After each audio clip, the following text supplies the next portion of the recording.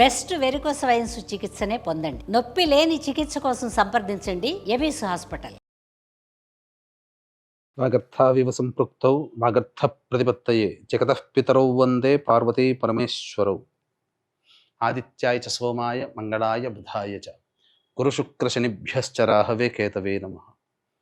శృంగేరి జగద్గురు పీఠాధిపతులకి కంచి పీఠాధిపతులకి నమస్కారంలో తెలియజేసుకుంటూ కార్యక్రమాన్ని ప్రారంభిద్దాం. వీక్షించేటువంటి సుమన్ టీవీ ప్రేక్షకులకి ఇది చాలా అద్భుతమైనటువంటి వీడియో.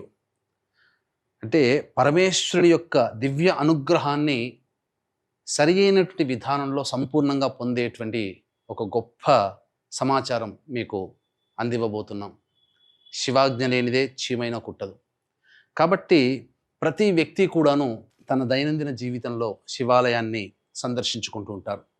ఈశ్వరునికి తమ గోడు వెళ్ళబోసుకుంటారు. తమ సంకల్పం నెరవేర్చమని ప్రాధేయపడతారు. నీ అనుగ్రహం ఉంటే చాలయ్యా, అన్నీ మాకు వచ్చినట్టే అని చెప్పి చాలామంది సంతోషంగా ఈశ్వరుని ఆరాధిస్తుంటుంటారు. ఈ ఆరాధించే క్రమంలో శివాలయానికి చేరుకోగానే ముందుగా ఏ దేవాలయానికి వెళ్ళినా ప్రదక్షిణ అనేటువంటిది చేస్తారు. సవ్య దిశలో ప్రదక్షిణ మొదలు పెడతారు. ధ్వజస్తంభం దగ్గర నుంచి మొదలుకొని కుడివైపుగా అలా వెళ్ళి మళ్ళీ ధ్వజస్తంభం దగ్గర చేరుకుంటారు.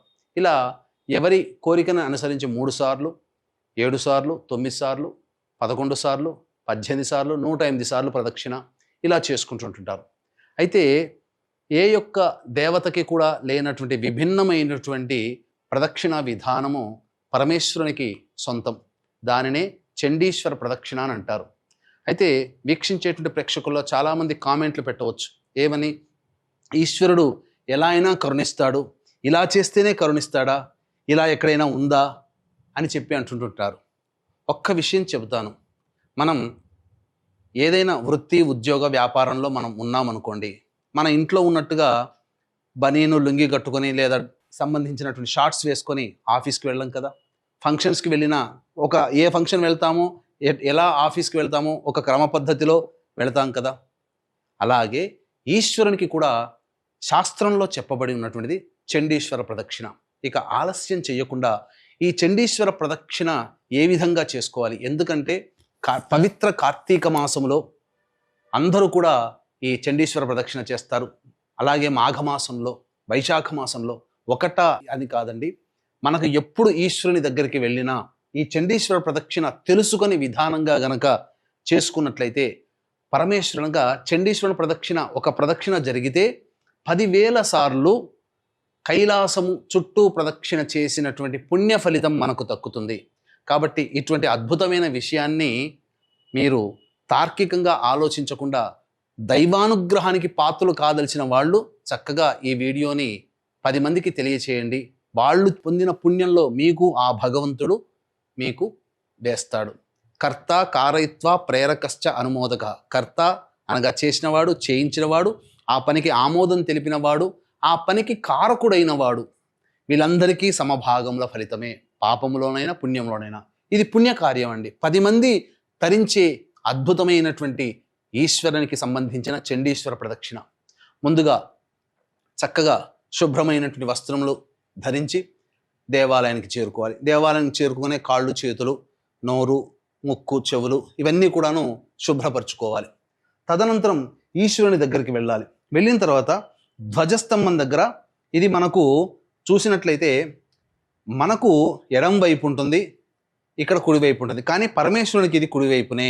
కాబట్టి ధ్వజస్తంభం దగ్గర మనం నిల్చున్నాం అనుకోండి, మనకు ఎడమ వైపు గుండా దేవాలయంలో గర్భగుడిలోకి ప్రవేశం చేసి అప్పుడు ఆ పరమేశ్వరునికి నమస్కారం చేసుకొని నందికి ఒకసారి చెప్పుకోవాలి, నేను ఈశ్వరునికి సంబంధించిన చండీశ్వర ప్రదక్షిణ చేసుకుంటున్నాను, కాబట్టి నాకు ఆ భగవంతుని అనుగ్రహం అతి త్వరగా కలిగి నా యొక్క సంకల్పం నెరవేర్చే విధంగా నా మాటను నీ మాటగా చెప్పు నందీశ్వర అని చెప్పి నందికి నమస్కారం చేసుకొని ఏ విధంగానైతే మనం లోపలికి వెళ్ళామో మళ్ళీ అదే విధంగా బయటికి రావాలి. ఎందుకంటే నందికి ఈశ్వరుడికి మధ్యన మనం దూరకూడదు, అది అపవిత్రం అని చెప్పవచ్చు. ఆ విధంగా బయటికి వచ్చిన తర్వాత ధ్వజస్తంభం దగ్గర ఈ విధంగా ఇక్కడ నుంచి ప్రారంభించి ఇలా మనం ఈశ్వరుని దేవాలయం చుట్టూ ఇలా చేరుకొని దేవాలయానికి గర్భగుడికి బయట ఈ అభిషేకం చేసిన జలమంతా కూడాను బయటపడే ప్రదేశం ఉంటుంది. అక్కడ చండీశ్వరుడు ఉంటాడు. విగ్రహం లేకపోయినా అదే చండీశ్వరుడుగా భావించి ఒక చప్పట్లు కొట్టి ఆ చండీశ్వరునికి నమస్కారం చేసుకొని ఇటువైపు మళ్ళీ ఇలా వెనక్కి వచ్చి మళ్ళీ ఈ ధ్వజస్తంభం దగ్గర నిలబడి ఆ ఈశ్వరుని దర్శనం చేసుకోవాలి. చేసుకొని మళ్ళీ ఈ ధ్వజస్తంభం దగ్గర నుంచి, అంటే లోపలికి వెళ్ళకూడదండి, ఇలా చండీశ్వరుని దగ్గర నుంచి ఇలా మనం బయటికి వచ్చి అపసవ్య దిశలో ధ్వజస్తంభం దగ్గరకు వచ్చి ఈశ్వరునికి నమస్కారం చేసి మళ్ళీ ఈ విధంగా మళ్ళీ చండీశ్వరుడి దగ్గరికి రావాలి. మళ్ళీ ఆ చండీశ్వరునికి ఒక నమస్కారం చేసి అప్పుడు ఒక చప్పట్లు కొట్టి మళ్ళీ అదే విధంగా వెనక్కి వచ్చి ఈ ధ్వజస్తంభం దగ్గరికి రావాలి. వచ్చిన తర్వాత అప్పుడు గర్భగుడిలోకి ప్రవేశం చేసి పరమేశ్వరునికి వినమ్రంగా నమస్కారం చేసుకొని మళ్ళీ ఈ విధంగా వెనక్కి రావాలి.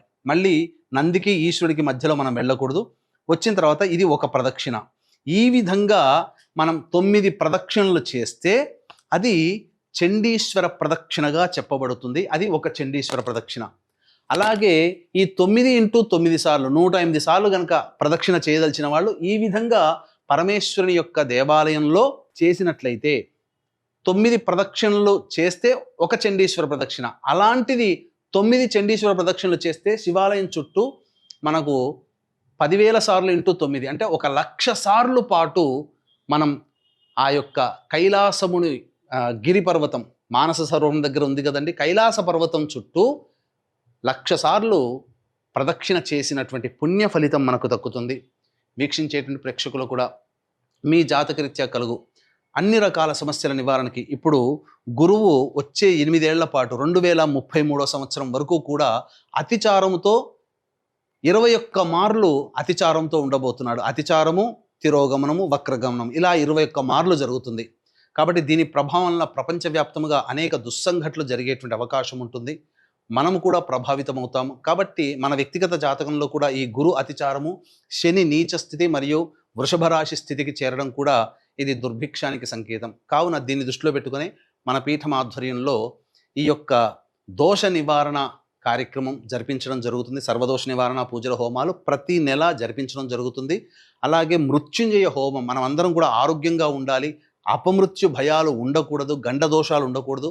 మృత్యుంజయ హోమం, సుదర్శన హోమం, లక్ష్మీ మూలమంత్ర సంపుటిత లక్ష్మీ సూక్త హోమము, అలాగే గణపతి హోమము, కాలభైరవ హోమము, వివాహం కాని వాళ్ళకి సంబంధించినటువంటి పూజాది హోమాది కార్యక్రమాలు, ఇలా మనం దాదాపుగా 21 రకాల హోమాది కార్యక్రమాలు, నవగ్రహ హోమాలు ఇవన్నీ కూడా చేయించడం జరుగుతుంది. అవకాశం ఉన్న వాళ్ళు ఈ స్క్రీన్పై కనిపిస్తున్నటువంటి నెంబర్కి కాంటాక్ట్ చేసి మీ గోత్రనామాదులు నమోదు చేసుకోవచ్చు. అలాగే ప్రతి నెల చేసినటువంటి వీడియోలు, కార్యక్రమాలకు సంబంధించిన వీడియోలు మీకు పంపడం జరుగుతుంది. ఆ పరమేశ్వరుని యొక్క దివ్య అనుగ్రహం మీకు కలిగి మీరు మీ కుటుంబం సంతోషంగా జీవిస్తారు, ఎటువంటి ఇబ్బందులు లేకుండా. ఒక్కసారి కరోనాలో మనం ఎదురు చూసినటువంటి దుస్సంఘటనలు చూసాం. రాబో 8 ఏళ్లలో గురువు అతిచార ప్రభావం 8 సంవత్సరాల పాటు కొనసాగుతుంది.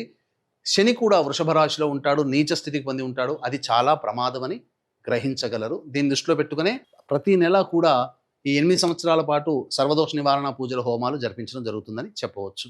ఇక ఈ విధంగా మనం చేసిన తర్వాత 9 ప్రదక్షిణలు అయిన తర్వాత ఆఖరి 9వ ప్రదక్షిణ అయిపోగానే పరమేశ్వరుని దగ్గరికి వెళ్ళి అప్పుడు మళ్ళీ తిరిగి నంది దగ్గరికి రావాలి. 9వ ప్రదక్షిణ అవ్వగానే నంది దగ్గరకు వచ్చి పరమేశ్వరుని యొక్క దివ్య అనుగ్రహాన్ని పొందడానికి నాకు అనుమతినిచ్చిన నందీశ్వర నీకు నమస్కారం అని ఆ నందీశ్వరునికి నమస్కారం చెప్పుకొని అప్పుడు అవకాశం ఉంటే ఆ స్వామికి అర్చన జరిపించుకొని ఇంటికి తిరిగి వచ్చేసినట్లయితే 9 ప్రదక్షిణలు చేసినా ఒక చండీశ్వర ప్రదక్షిణ అవుతుంది. చాలు. 10,000 సార్లు ఈశ్వరుని దేవాలయం చుట్టూ తిరిగిన ప్రదక్షిణ ఫలితం మనకు కలుగుతుంది.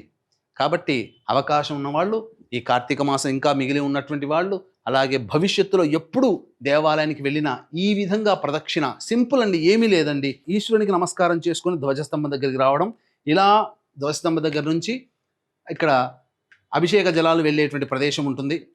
ఇక్కడ నుంచి మళ్ళీ వెనక్కి రావాలి, మళ్ళీ ధ్వజస్తంభం దగ్గరికి రావాలి, ఈశ్వరునికి నమస్కారం చేసుకొని ధ్వజస్తంభం దగ్గర నుంచి మీరు ఈ విధంగా మళ్ళీ అభిషేక జలం వెళ్ళే ప్రదేశం దగ్గరికి రావాలి, మళ్ళీ వెనక్కి రావాలి ధ్వజస్తంభం దగ్గరికి. అప్పుడు లోపలికి వెళ్ళి విశ్వేశ్వరుని నమస్కారం చేసుకొని మళ్ళీ వెనక్కి రావాలి. ఇలా 9 సార్లు చేస్తే చాలు. చాలా సింపుల్ అండి, ఎక్కువగా శ్రమ పడాల్సిన అవసరం లేదు. ఇటువంటి చక్కటి వీడియోని వీక్షించిన మీకు ఆ పరమేశ్వరుని యొక్క దివ్య అనుగ్రహం కలుగుతుంది.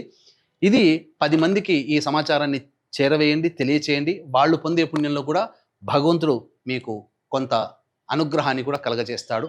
సర్వం శ్రీ ఉమామహేశ్వర పరబ్రహ్మార్పణమస్తు.